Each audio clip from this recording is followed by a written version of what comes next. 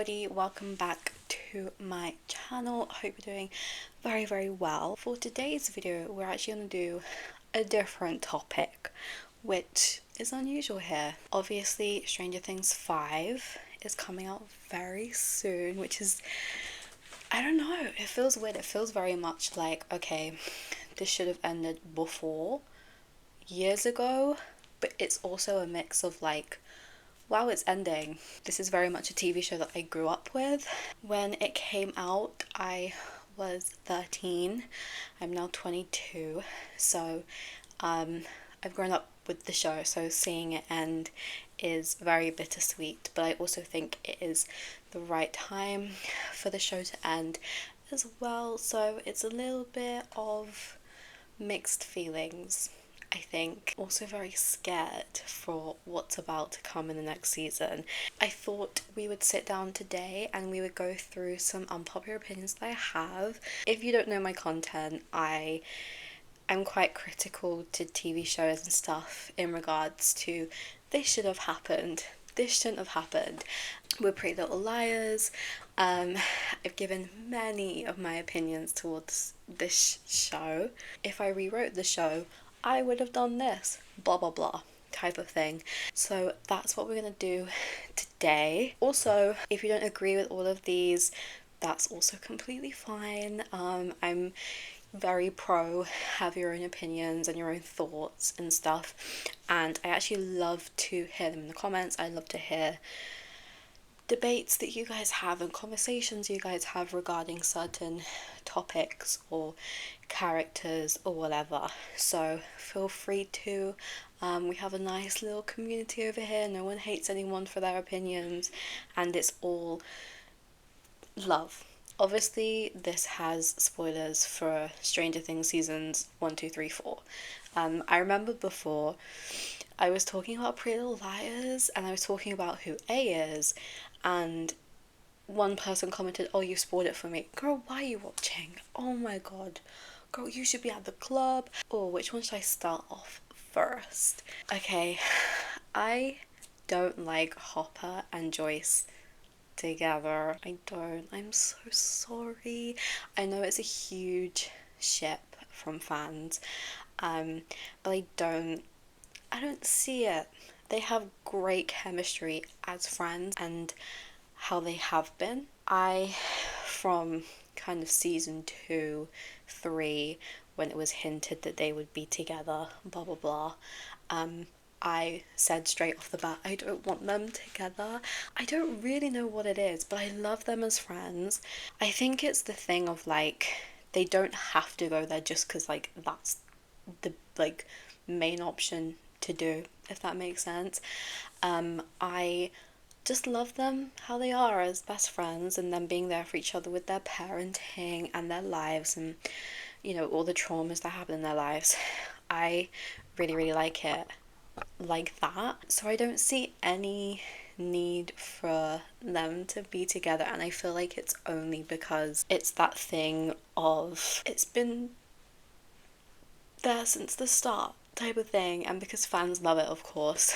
But when they kissed in season 4, I was like, I'm not a fan, you should be at the club. No, I just don't like them together. I don't know. And by the way, I also think, sorry, I'm currently rewatching the show, so I'm like seeing new and different things, blah blah. I also think Hopper swooping in kind of after Bob died was like too soon, I feel, for the writers to do. And it was like, okay, Bob's out of the way, now we got Hopper in, you know what I mean? And it very much, if you watch Pretty Little Liars 2, there's this whole thing about whenever Arya gets a boyfriend, we can't root for them because she always ends up back with Ezra. Therefore, it's like bound to happen, so you can't really have, you know, thoughts and opinions on other boyfriends and stuff. But I really liked Bob, and I think Bob was there for Joyce a lot and was definitely an escape, I guess, from everything to do with the Upside Down and Will and the Shadow Monster, blah blah blah. And I don't know, I really liked Bob and Joyce together.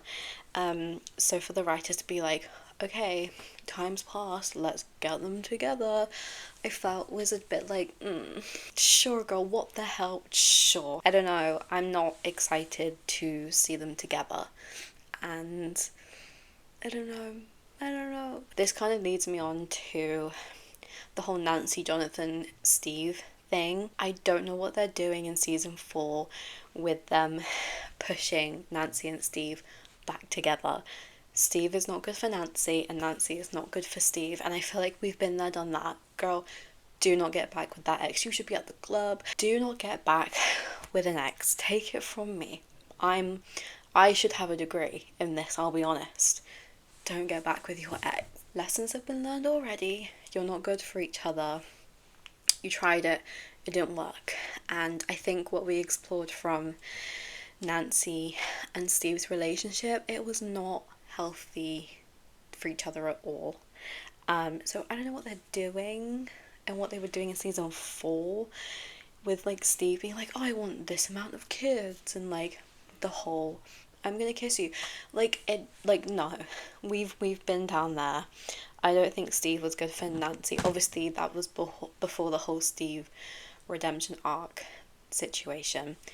However, I still stand on that testament.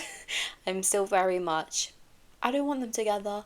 I don't know what they're doing. There is no love triangle in my eyes. I think they're trying to force a love triangle. There's not. We've been there, done that. And I don't really like Jonathan. I think he's boring. Nancy and Jonathan are supposed to be together. Like, that's just that. Like, they are. End of. I don't think Steve should end the show with a love interest, I'll be honest, because I feel like them to introduce one in, the last season where we don't really know them, blah blah blah, would be quite a lot. And I think that's his whole kind of arc, really, because he was so intent on relationships, and throughout the show it's, I'm gonna be with a girl, blah blah, but it's kind of like his whole arc in terms of understanding that he necessarily doesn't need someone else to love him in that way just yet. That he will eventually, but he's come a long way from where he has. But I don't get the love triangle thing they're trying to do. I don't get it. I don't understand it. And I think it's a bit like, okay, all of these characters have had their own arcs. Nancy at the start was this preppy, like, I want to impress Steve, I want to be popular, and now she's working towards, working in journalism. And I really like her arc in season 3 with the Hawkins Post stuff, and I think her arc is very much the independent woman, powerful person that she is. I don't know where we're going with Jonathan. I don't really like Jonathan. I find him very boring, and I'll get onto another opinion I have after this. But he's just not a character I personally vibe with, and that's okay if you do, obviously. He's just not a character for me, and that's alright. I don't really know where we're going with him. I think in season 4, I felt quite lost with Jonathan and that whole group, really. Will and Argyle and Mike. I can see where we're going with Mike, but I don't know where we're going with, like, Jonathan. So I can't really say that.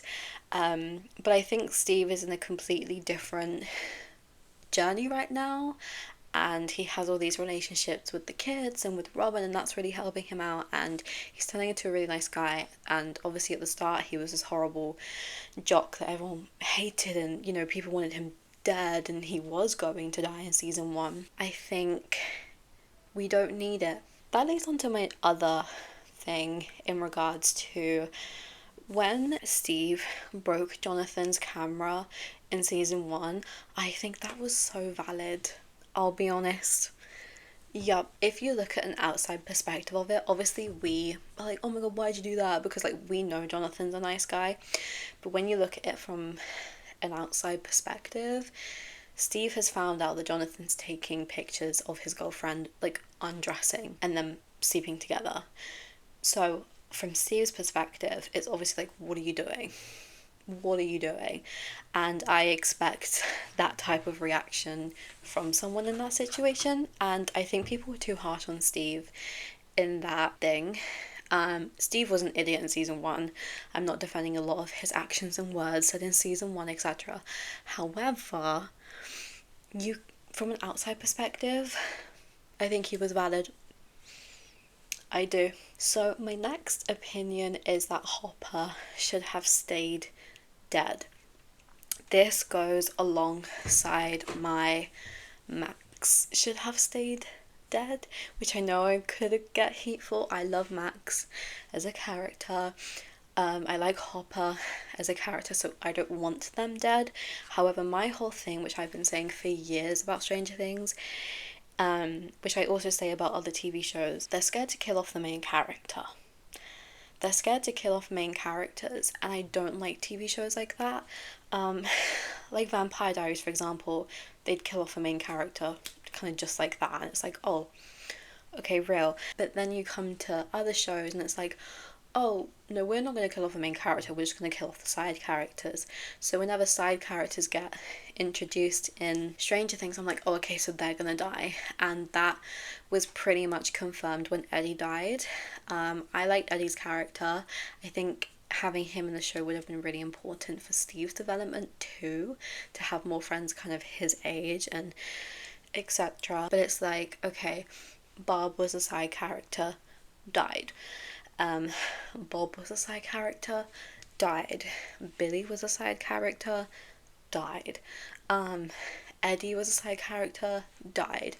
I wish Stranger Things killed off more main characters. I'm not talking Dr. Brenner, the scientists, blah blah blah. I'm talking main cast. So when Hopper died in season 3, although it was like a sad thing and I was in tears about it, them revealing in a trailer a few months later that he's actually alive, I think was really odd.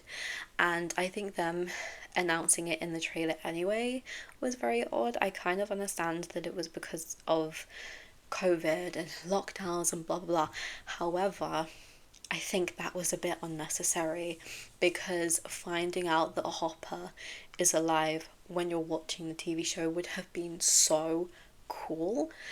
Anyway, I would have kept him dead, because I think killing characters like Hopper shows so much intent and so much, this is serious. We have high stakes here. We're not messing around. Whereas, you feel so much tension in the show because you have these incredible monsters and villains and etc. But then when you just bring the characters back, it's kind of like, well, we've done all that for what? So I feel like someone should have died, like someone big. So I think bringing Hopper back was a bit of a, I don't know, it was just kind of like, okay, right, I would have kept you dead, I would have. I love Hopper, don't get me wrong. However, I want a show that shows intent, and I wish he would have stayed dead. And that kind of goes along with Max. I'm assuming Max is going to stay alive in season 5. I feel like that could have been the same. I love Max. I love Sadie Sink. And I'm so excited to see her in Spider-Man. However, like I said, it's just the same thing of, I want the show to have intent, and it doesn't show to me that it has intent when it just kills off the side characters. I'm bored of seeing side characters die. But if Steve does die, that's a cop-out.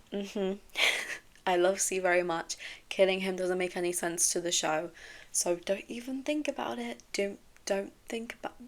So this goes on to my next thing, where it's kind of like, why did no one call out Karen Wheeler for her behaviour towards Billy? I'm not one to stand up for Billy. I think he's a horrible character, and I don't really know why people sympathise with him a lot. But I do sympathise with him on the whole Karen stuff, because this boy was fresh out of high school and he had this middle-aged woman after him, and you can argue the thing of he initiated it, blah blah blah, but she is a grown adult. She is a fully grown adult, and I don't know why no one was like, Yeah, that actually needs to be called out some way. You know what I mean? Um, it's like with the whole Ezra and Arya thing again, like it's like repeating itself. I don't know why no one did. I also really hate that Karen is not Henry's sister. I absolutely love that theory, especially because so much makes sense towards it because I'm rewatching the show before season 5 comes out. Karen's screen time is so long compared to the other parents, and it really feels like they're building something up with her. Obviously, season 5's not come out, so I don't know if anything does happen with Karen even further, but I really jumped on board the theory that Karen is Vecna's sister. Um, I love it. I eat that theory up. I really do. That one and the therapist who had like the clock necklace being controlled by Vecna too, or like being a spy for Vecna. Wow, let me eat that up. I'm also rewatching season 3 right now. I've rewatched season 1, 2, and I'm on number 3 now. The way that they write Hopper's character in season 3, I think, is very weird to me. Like my boyfriend pointed out, because it's his first time watching it, he pointed out that they've just dumbed down Hopper's character so much. So it's like so comedic. But I don't like that because Hopper's kind of always been the one who's like with it, right? And like he knows these things. But in season 3, now I'm watching it back, I'm like, it was very weird the way that they wrote him in that season. And I don't know why they did that, and I don't like it because I feel like Hopper, like I said, has always been with it. He's always been the smart one. He knows what to do. He's like saving the day. So to dumb him down so he's a comedic character, I don't like. Because in season 1 the balance was good. He was comedic, but he was also with it and, you know, smart, on board, blah blah blah. So yeah, I don't like Hopper's writing in season 3. I think I know they were trying to do that because obviously he dies, so it's like, oh, we're gonna miss him, blah blah. So I kind of see why they did that. I don't like it. I don't think I like it. Okay, now we are moving on to the brothers, Will and Jonathan. I think Jonathan should have been written out of the show by now. Rewatching and my thoughts on Jonathan in season 4 were continuously, what's he doing? Why is he there? I felt like Jonathan had no journey in season 4, and there were so many times where I felt like he was just there. I truly think Jonathan's story has ended, and I feel like it's gone where it has needed to go. The only thing I feel like he has left is the Nancy stuff. I feel like Jonathan should have been written out in season 4. It should not have been in season 4. Either he went off to college or university or whatever it's called in America, or he would have died in season 3. I don't think there's any more use for his character, and I do feel like so many times he is just there, and I don't really understand a lot of the time his kind of presence and what's kind of going on, what's the goal with Jonathan. And then moving on to Will, I think Will is the most boring character on the show. No, because listen, season 1, Will was so interesting, loved, and then season 2, it was interesting still because it was learning about him becoming kind of the host and the spy. But I still didn't, I lost a little bit of that interest in like importance I felt in Will. Even though he played such a big part in season 2, I much was drawn to the other characters and not Will, which was weird because he should have been season 1 and 2 at the front of my mind. And it was interesting, don't get me wrong, the whole host stuff and getting him out of it. But it was kind of, it felt weird.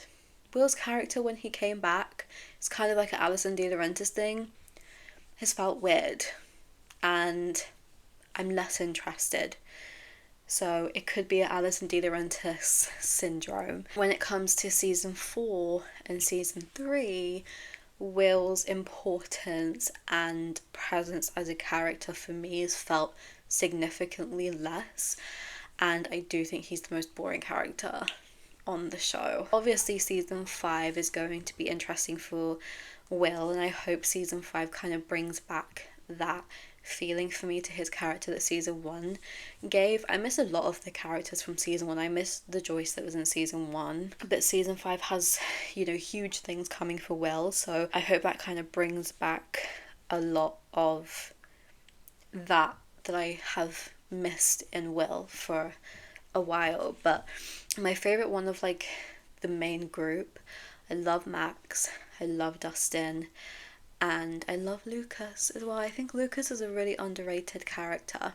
I think he has a really good arc, especially in season 4, and I feel like people don't hype him up enough. I really like Lucas so much. Next we are going to talk about the Russian plotline in season 4. I did not like it. I hated it, I'll be honest, and every time it came on screen I just wanted to skip forward, because like I was very interested when they started teasing it. My dad also watches Stranger Things, and he was talking about like how it relates to this and this and this, and you know, I've studied the Cold War and it was a lot to do with this and that. I was really excited for that plot line, but the way they did it was very odd. It was almost comedic, and like it was a bit of a joke, and it just in general was very boring. It did not get my interest or concentration at all. I just found it very slow, very boring, and the writing around it was very odd.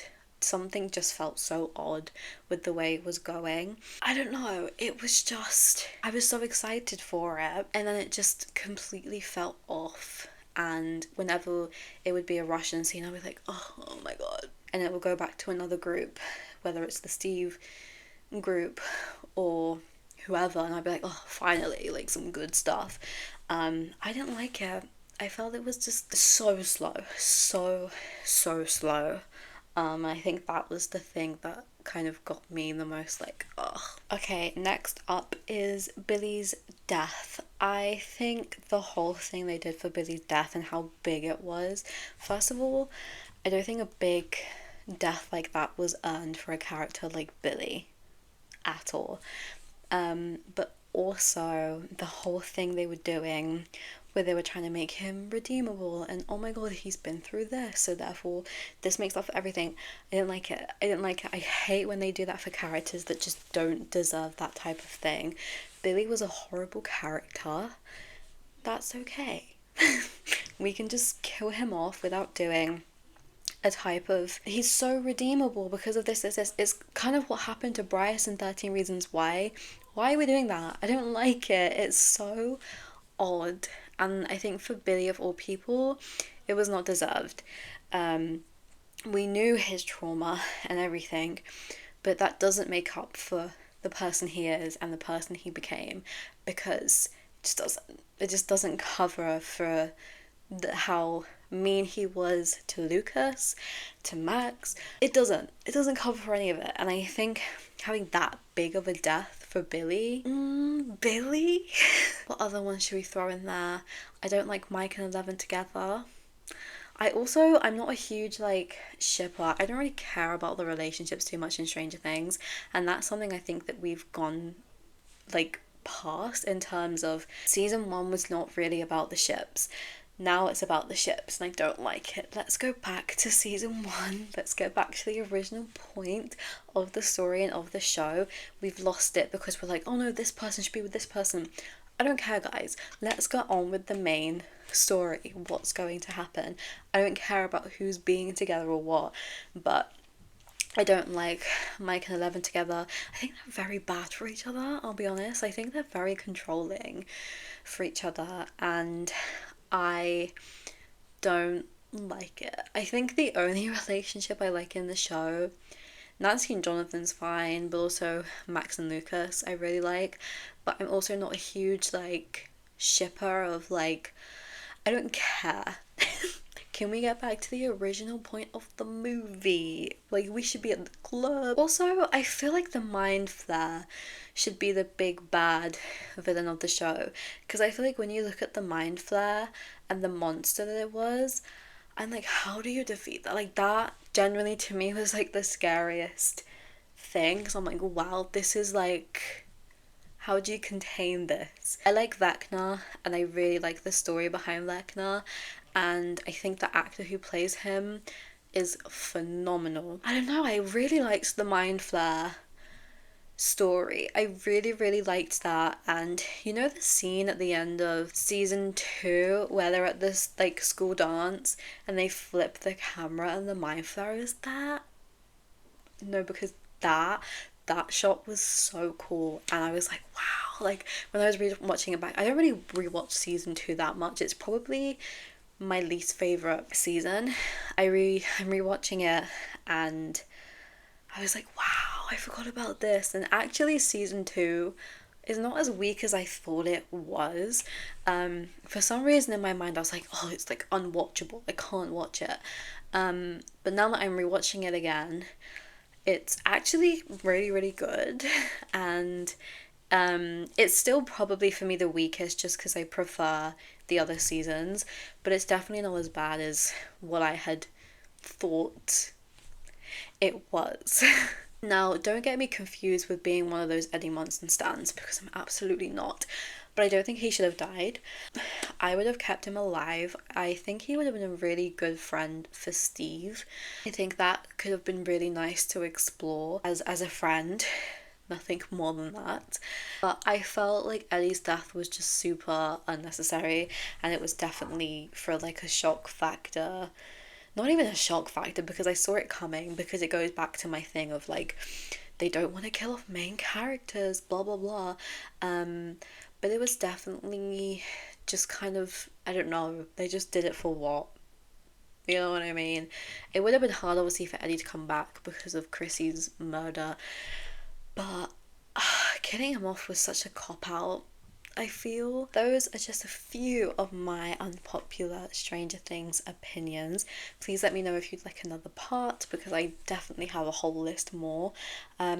Leave your opinions down below. If I haven't said an opinion that you think, let me know. I'd love to chat with you guys in the comments. Make sure to like and subscribe, and I'll see you guys in my next video. Bye guys.